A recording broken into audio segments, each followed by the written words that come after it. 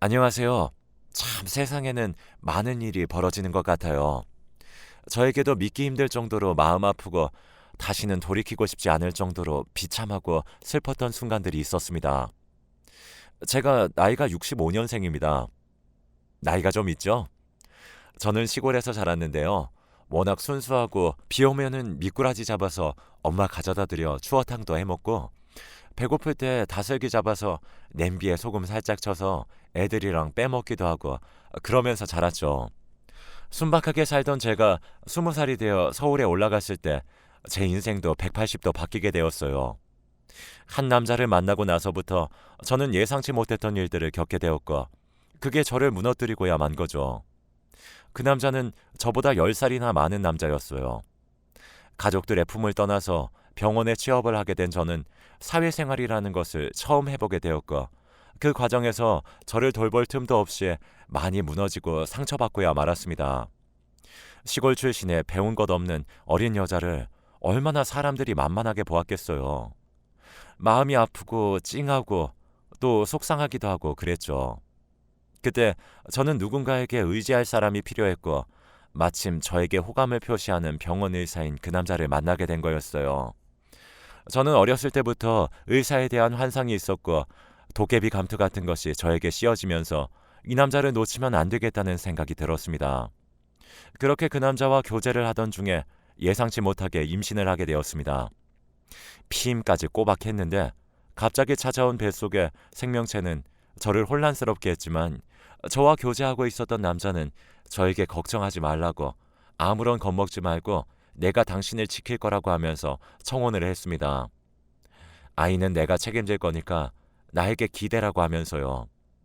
저는 알겠다고 정말 너무너무 고맙다는 말과 함께 그렇게 그 남자와 결혼해서 아이를 낳았고 3년간은 아이 키우느라 정말 눈코 뜰 새 없이 지나가게 되었어요. 그런데 이상하게 여자들은 미세하고 뭔가 촉이 잘 발달되어 있잖아요. 저도 그걸 느끼고야 말았습니다. 제 남편이 갓난아이를 낳은 저를 두고 바람을 피웠어요. 같은 병원에서 근무하는 인턴 여자와 교제를 했고 저 몰래 그 여자는 그 남자가 유부남인 것을 알고 있음에도 불구하고 불륜을 저지른 거죠. 제가 남편이 근무하는 병원에서 원무 담당을 했기 때문에 겹치는 지인들이 저에게 조심스럽게 상황을 전달해 주었고 제가 부탁을 해서 그 둘이 함께 있는 모습을 전달받아서 소송을 하게 된 거죠. 처음에는 아이 때문에 참고 살까 몇 번 고민해 보았지만 나 당신 불륜한 거 다 알아. 어떻게 할 거야? 우리 아이는 한 번만 용서해 줄게. 그냥 내가 참고 다 덮을게. 라고 하자 남편은 사과가 아닌 아니야. 미안해. 나 당신 더 이상 안 좋아해.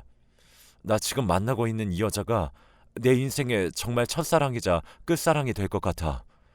나 누굴 이렇게 절절하게 좋아해 본 적 단 한 번도 없어. 나 놓아줘. 우리 이혼하자. 내가 위자료랑 양육비 다 줄 거야. 라고 말을 하는 겁니다. 얼마나 배신감이 크고 그랬겠어요. 저는 할 수 없이 알겠다고 당신의 뜻이 그렇다면 이혼하자고 그리고 천벌받으라고 하며 그렇게 둘이 갈라섰고 저는 갓난아이와 함께 친정집에 들어가서 양육을 했습니다. 정말 속상하고 죄송했어요. 엄마는 그리 서울로 보내는 게 아니었는데 애 서울로 보내놨더니 덜컥 임신해서 네 인생만 구렁텅이로 빠져들었다고 하시는데 마음이 찢어질 것 같았습니다. 정말 아이 키우느라 눈물을 흘리고 말 못할 사정들을 많이 겪었는데 그럼에도 불구하고 제 아이는 누구보다 밝고 이쁘고 그리고 찬란하게 잘 자라주었습니다. 엄마가 우리 예슬이 아빠 없이 키우게 한 것 같아서 정말로 너무 미안해. 우리 예슬이 어딜 가든 환영받고 사랑받을 자격이 있는데 그렇게 못한 것 같아서 엄마 마음이 정말 찢어진다. 아빠 사랑 못 받은 것 같아서. 엄마, 제발 그런 말 하지 마. 내가 누구야? 나 엄마 딸이야.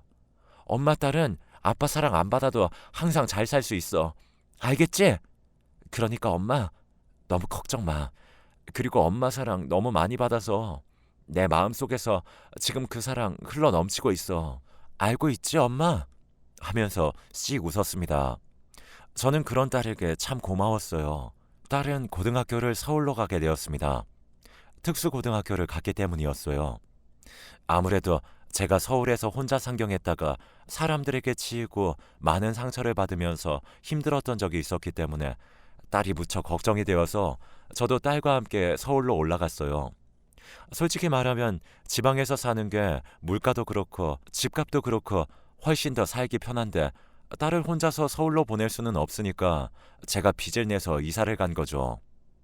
딸은 고등학교를 다니면서 공부 때문에 무척이나 힘들어했어요. 연극 관련 학과를 준비하는 아이였기 때문에 실기하는 과정에서 무척이나 눈물도 많이 흘리고 아파하고 마음이 찢어지는 듯한 고통을 느끼는 걸 제가 주변에 있으면서 다 보았습니다. 아무래도 연극 이론 쪽에 경쟁이 굉장히 치열하고 또 많은 사람들이 최고가 되어야 하고 누구보다 겉모습이 빛나야 하니까 그런 압박에서 많은 심적 고통을 느낀 것도 있었죠. 또 딸이 워낙에 완벽주의 성향을 가지고 있다 보니까 더더욱 심리적으로 고통스러운 것도 있었지요. 그래도 이러한 과정을 다 겪고 나서 딸은 당당하게 또 멋지게 자기가 원하는 대학과 학과에 당당하게 입학할 수 있었어요. 저는 처음에 그 사실을 듣고 얼마나 기쁘고 또 소리 지를 정도로 짜릿했는지 몰라요. 우리 딸은 내가 못 해본 것들을 다 해보면서 살았으면 좋겠다. 그러면 얼마나 좋을까 하면서요. 그렇게 딸은 저의 소망을 담아서 대학교 1학년 생활을 정말 알차게 보냈습니다. 하지만 그런 행복도 얼마 가지 않았어요. 딸이 딸이 임신을 하고야 만 겁니다.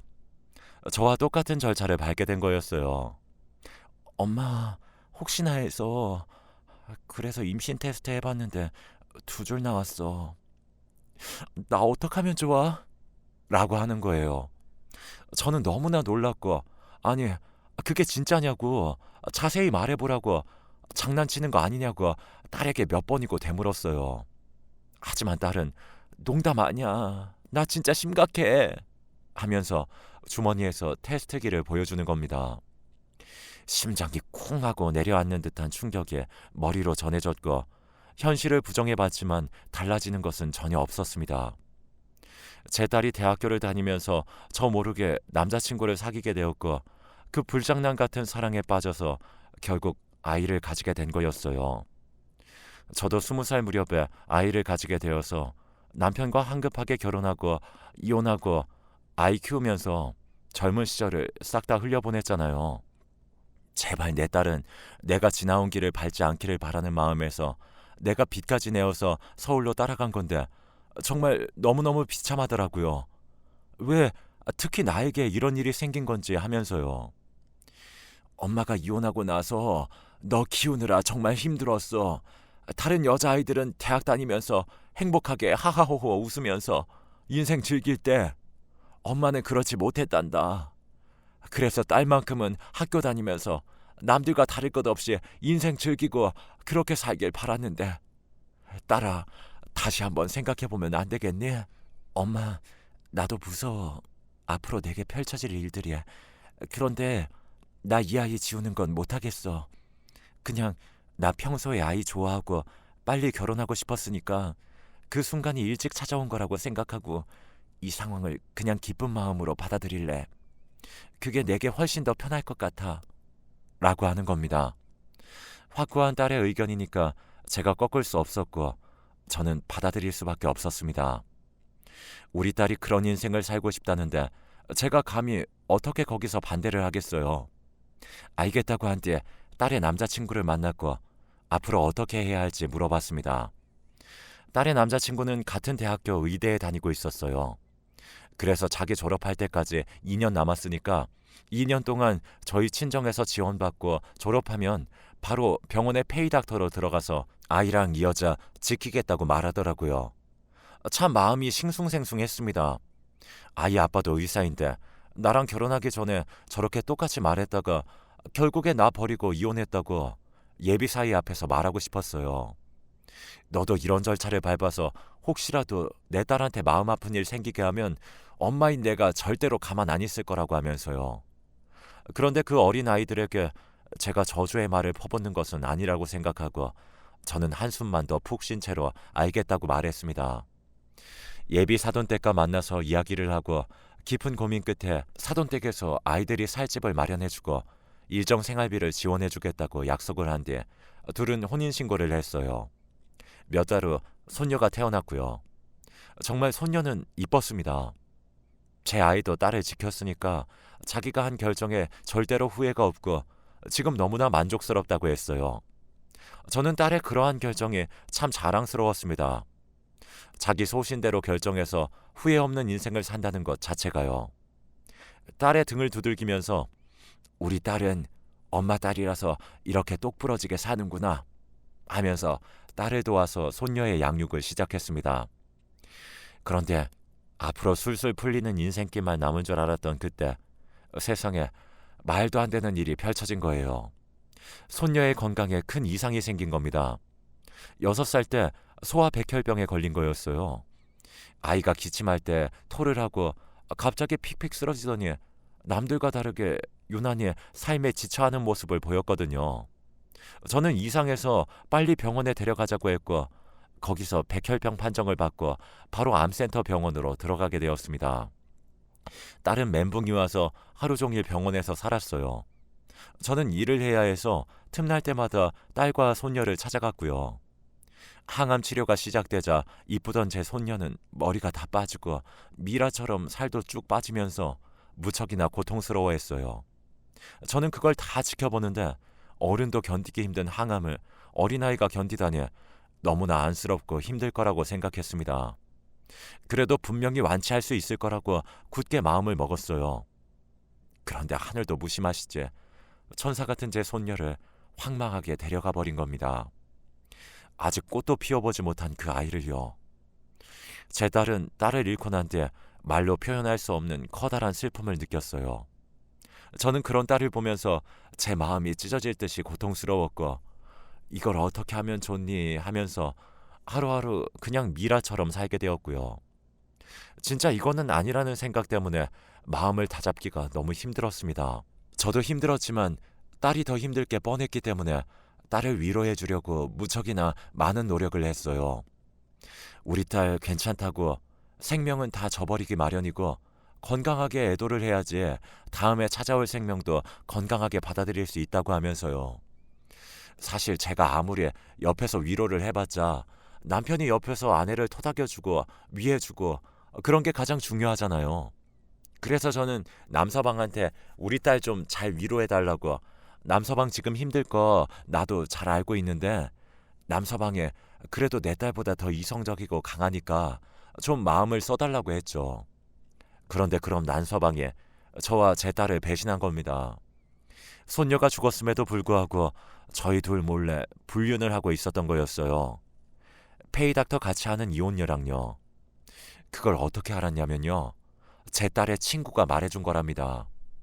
딸이 슬퍼하면서 무기력하게 침대에 누워있을 때 갑자기 딸의 친구가 전화가 와서는 너 괜찮아?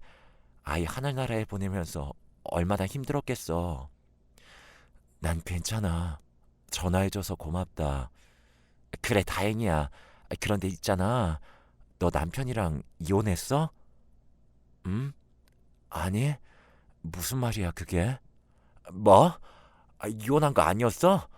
아니 이혼한 것도 아닌데 네 남편은 왜 그런 짓을 하는 거지? 이상하네. 신랑이 나 모르게 뭐 진행되는 일이 있기라도 한 거야? 라고 물어보자 그 친구가 자기가 들은 이야기를 제 딸에게 말해준 거였어요.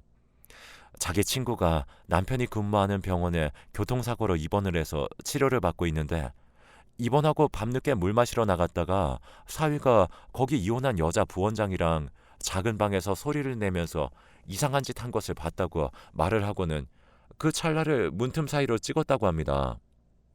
제 딸은 그 사진을 보여달라고 했고 딸은 그걸 보고서 거의 기절할 듯이 놀랐고 큰 충격을 받았습니다.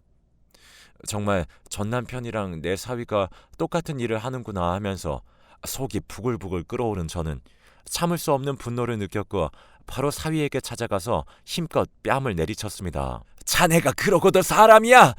사람이라면 절대로 해서는 안 될 행동을 그렇게 뻔뻔하게 할 수가 있나? 하면서요. 사위는 눈을 동그랗게 뜨고 그게 무슨 말이냐고 저에게 말했고, 저는 딸에게 받은 불륜 사진을 사위 얼굴 앞에 내보이면서 입이 두 개라도 말할 수 있겠냐고 소리를 질렀어요. 사위는 어떻게 이 사진을 하면서 고개를 푹 숙인 채 그렇게 되었다고, 그냥 딸 잃은 슬픔을 동료들과 나누다가 갑자기 이상한 감정이 느껴졌고 이게 사랑이라는 것을 알아서 도덕적으로 어긋난 짓을 했다고 실토하더라고요. 진짜 허망하고 어떻게 이럴 수가 있지 하는 생각에 살기가 싫어졌습니다. 저는 그냥 냅다 사위의 뺨을 갈겼고, 사위는 죄송하다고 이혼하겠다고 하면서 자리를 떴습니다. 제 딸과 사위는 이혼했지만 딸은 그 이후로 큰 충격을 받았어요. 그래서 우울증도 걸리고 죽겠다고 시도도 하고 심각했습니다. 저는 엉엉 울면서 내가 너 없으면 어떻게 사냐고, 제발 살아만 있으라고, 시간이 해결해 줄 거고 너의 그 달고 다른 마음도 다 치유해서 낫게 해줄 거라고 위로를 해주었지만 그 위로는 소용이 없었죠. 새벽에 이상하게 눈이 번쩍 떠져서 불안한 마음에 핸드폰을 봤더니 딸이 문자 하나를 남겨둔 겁니다. 엄마, 미안해. 나 이미 지쳤나 봐. 매일 해가 뜨는 게 무섭고 더 이상 하늘을 보고 싶지가 않아. 더 이상 세상의 공기를 마시고 싶지 않아. 이런 나를 이해해주고 사랑해줘서 그동안 고마웠어. 라고 써 있었습니다. 이건 누가 봐도 유서였습니다. 제발 안 돼 딸아 하면서 저는 바로 경찰서에 신고했고, 경찰서에서는 위치 추적을 통해서 딸의 핸드폰에 낙동강 모습지 근처에 위치가 잡힌다고 거기 관할서에 사람을 보내서 바로 찾아보겠다고 했어요. 시간은 흘렀고 하루 이틀 사흘이 흘러도 딸은 보이지 않았습니다. 제발 실종된 거라고 말해달라고, 우리 딸이 죽은 게 아니라 실종된 거라고 하면서 저는 희망을 걸었습니다. 그런데 경찰이 수색 중 낙동강 습지 쪽에서 제 딸의 신발을 발견한 겁니다. 경찰은 여기서 빠져 죽은 것 같은데 아무래도 이곳이 습지고 낙동강 쪽이니까 시체가 떠내려가거나 혹은 밑으로 들어갔을 가능성이 있다고, 시간도 많이 흐르고 부패 가능성도 배제할 수 없다고 하는 겁니다. 마음의 준비를 하시는 게 좋을 것 같다고, 살아있을 가능성은 없다고 저에게 말하더라고요. 신발까지 발견된 이상 더 이상 저희도 할 수 있는 게 없다고 거의 경찰 100명을 풀어서 찾아봤지만 아무것도 발견된 게 없다고 말하는 겁니다. 절망적이었어요. 죽었다면 시체라도 발견해야 하는데 실태도 발견하지 못하고 엄마의 마음은 그냥 타들어가는 거죠. 인생이 언제부터 이렇게 허망했던가, 왜 나와 내 딸의 인생은 안녕하지 못하고 저승 떠돌아다니는 망자처럼 불안한 건가 하면서 심한 우울증에 빠진 저는 절에 들어갔습니다. 거기서 사람도 안 만나고 거의 밥도 먹지 않은 채 죽음을 기다리는 사람처럼 살았어요. 그러다가 절에 더 이상 붙어있을 돈도 없어진 저는 죽을 용기도 없어서 서울로 다시 올라가 단칸방에서 간신히 국가 보조금으로 목숨을 이어갔습니다. 그러다가 술을 몇 잔하고는 저는 딸이 실종된 그 낙동강으로 무작정 갔어요. 나도 죽은 딸 따라서 가려고요. 낙동강 습지에 도착해서 죽으려고 하는데 물이 다 빠져서 도저히 제가 죽을 수가 없더라고요. 하늘은 왜 죽고 싶은 사람도 마음대로 죽지 못하게 하는 거냐고 하면서 원망했습니다. 그런데 그때 습지 안쪽에서 어떤 물체가 꿈틀거리는 겁니다. 뭐야 하면서 가까이 보니까 아니 웬 여자가 그 안에서 허우적거리고 있더라고요. 아니 거기서 뭐 하는 거예요? 하면서 저는 그 습지로 냅다 뛰어서 그 여자에게 다가갔어요. 저를 본 그 여자는 나 죽을 거야! 라고 하면서 소리 지르더라고요. 뭔가 싶었던 저는 아니라고, 죽으면 안 된다고, 무슨 일이 있는지는 잘 모르겠는데 우리 힘을 내서 살면 안 되겠냐고 딱 그녀를 잡아당겼어요. 그런데 그 여자가 얼마나 힘이 세던지 제 손을 뿌리치고 더 깊은 물가 습지로 뛰어들길래 저는 큰 소리로 여기 사람 살려요. 사람이 죽으려고 해요. 제발 살려줘요. 하면서 냅다 소리를 질렀습니다. 그때 길을 지나가던 그 동네 이장인지 뭔지 아는 사람이 저희를 발견하고는 몸을 던져서 그 여자를 저와 함께 끌어냈어요. 이장은 그 여자를 보자마자 한숨을 푹 쉬고는 이봐요. 가까스로 그 지옥 구덩이에서 탈출했으면 악착같이 살아야지. 살겠다고 우리 동네 온 거 아니요? 라고 하더라고요. 저는 이 여자에게 무슨 일이 있었냐고 물어봤더니 이장은 이 여자가 고아 출신인데 열심히 살다가 사업을 망한 이후로 우리 동네에 들어오게 되었다고, 그때까지만 해도 멀쩡했는데 약간 조현병 증상이 오더니 사람이 왔다 갔다 하는 것 같아서 동네에 살고 있던 정신과 의사에게 이 여자에 대해 말해주었더니 그 정신과 의사가 그녀를 데리고 자기 병원으로 갔다가 거기서 강제 감금을 했다고 하는 겁니다. 그러니까 무연고자니까 그 여자를 자기 병원에 입원시키면 건강보험공단에서 나오는 돈을 받을 수 있으니까 입원이 필요 없는데도 입원을 시킨 거였죠. 그 여자는 세상에 믿을 사람 한 명 없다고 크나큰 배신감을 느껴서 마음이 찢어질 듯이 아파하다가 결국 자기 스스로 그 병원을 탈출한 겁니다. 그 여자는 그 의사에 대해서 신고를 했지만 손쓸 수 없게 술을 다 써놓아서 그 의사는 처벌받지 않았대요.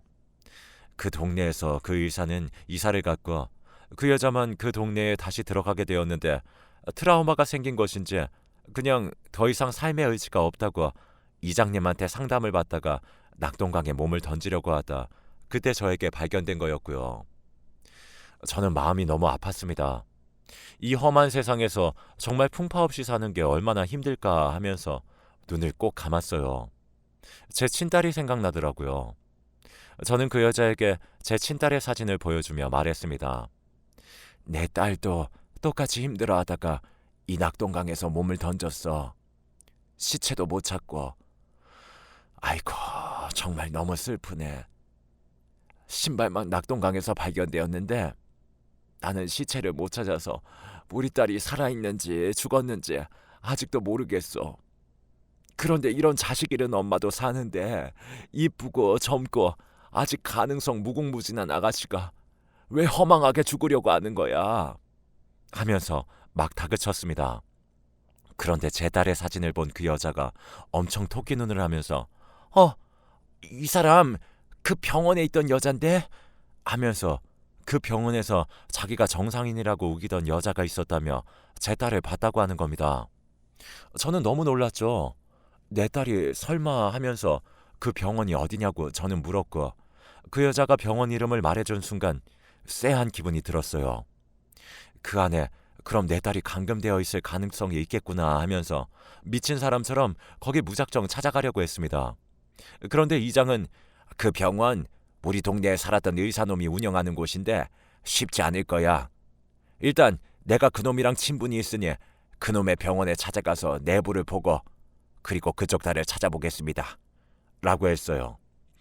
저는 그래주면 감사하겠다고 했고 이장님은 그 병원에 갔습니다. 얼마나 지났을까요? 이장님이 저에게 사진 한 장을 보내주는데 그 사진은 방 안에 누워있는 제 딸의 모습이었습니다. 순간 손이 바들바들 떨리는 저는 완전히 제 딸이 맞다고 목에 붉은 점 저거 내 딸이 맞다고 했습니다. 정말 소름이 끼쳤어요. 세상에 무슨 일이야 이게? 하면서 무어라 말할 수 없는 감정이 올라오면서 바로 저는 형사들에게 전화했습니다. 실종신고 처리된 사람 찾아낸 것 같다고 하면서요. 경찰들은 그게 무슨 소리냐고 저에게 추가적인 설명을 요구했고 저는 경찰에게 이 모든 것을 말했습니다. 사실을 알게 된 경찰은 기함을 지를 정도로 놀랐고 바로 수사에 들어가겠다고 하면서 그 병원으로 출동했습니다. 경찰이 병원에 왔으니 병원장은 아무것도 못하고 결국 문을 열어주었고 그 안에서 죽은 줄 알았던 제 딸이 발견되었습니다. 이게 어떻게 된 일인가 했더니 그 낙동강에서 진짜 죽으려고 했던 제 딸이 거기 몸을 던진 거였어요. 겉으로는 물이 깊어 보이는데 그곳이 습지라서 거의 몇 센치 안 되는 깊이에 진흙이 깔려 있었고 제 딸은 죽지 않고 신발이 빠진 채로 허우적거리고 있었던 거죠.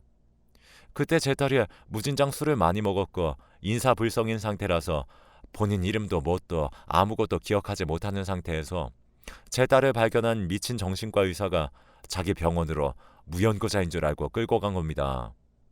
제 딸은 연기 연습하느라 지문이 다 다를 정도였으니 신원 확인도 못하고 그렇게 병원에 끌려간 겁니다.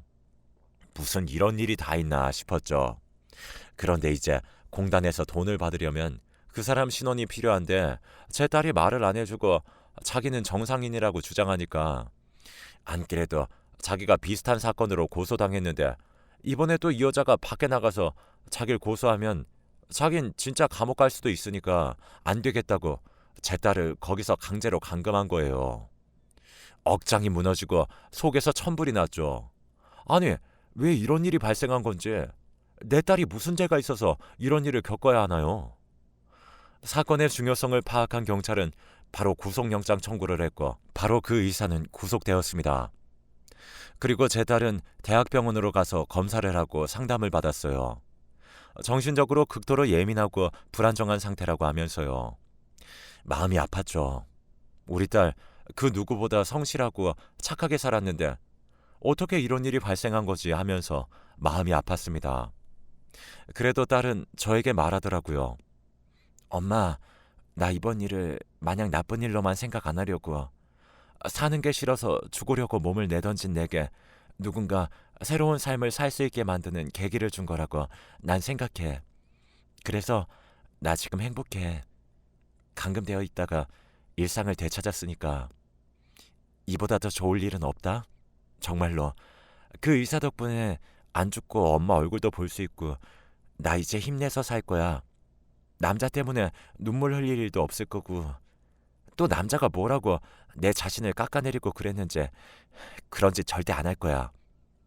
엄마, 나 이해해주고 기다려주고 찾아줘서 정말 고마워. 이제 우리 힘 합쳐서 잘 살아보자. 라고 하면서 저를 꼭 안아주더라고요.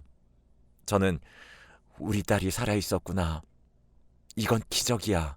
하는 마음에 너무나 기뻤습니다. 그 의사놈은 그 개놈 자식은 징역형을 받았고 의사 면허도 박탈당했습니다. 그리고요, 제 딸은 학교에서 재적 처리되었지만 재입학 절차를 통해서 지금은 다시 학교에 다니고 다시 자기의 꿈을 찾기 위해서 한 걸음씩 내딛고 있네요. 저는 그런 딸이 너무나 자랑스럽고 좋습니다. 내 딸만큼 이렇게 강인한 사람은 또 없다고 생각하고 있습니다. 그럼 저의 이야기를 들어주셔서 정말 너무나 감사합니다.